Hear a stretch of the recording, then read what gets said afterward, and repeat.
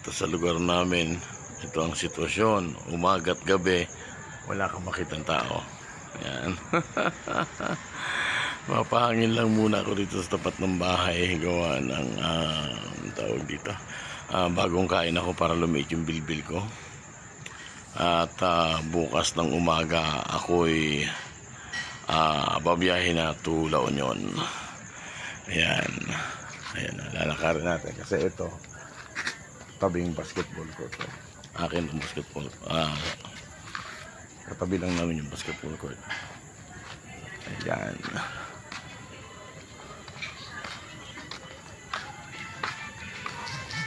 Hello Manay.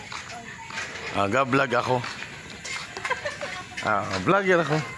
Dahil ka namin. Dami ko ng views. Dahil ka namin na makita doon sa ano. Saan? Patay. Andun ako magdamag. Doon ako natulog. Dahil ka na iling doon. Hindi sila maniwala sa akin. Lahat ng manggaritong yung malalaking yun. Yung mga tanim ko yun. Ang lalaki dyan. Wala akong digday. Sabi ng bata nung dumaan, Kuya, pahingin na mag-awi. Hindi akin yan. Tanim ko lang yan. Sa basketball court yan.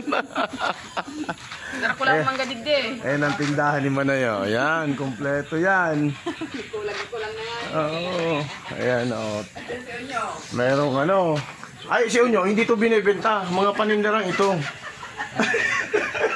Ayan, si Utol. Si Utol nyo. Ayan, yan nung araw, magkatropa kami niyan sa ano, sa bote. Nung nainom pa. Ay, bebe! Wow! Kasing ganda kita, ayan na, ayan na.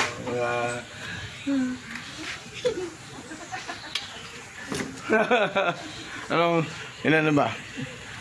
Anong grade ka na? 6 po. Okay, grade 6 yan yung mga anak ni Otto, Pa-selos mo lang dyan, okay. Bye-bye.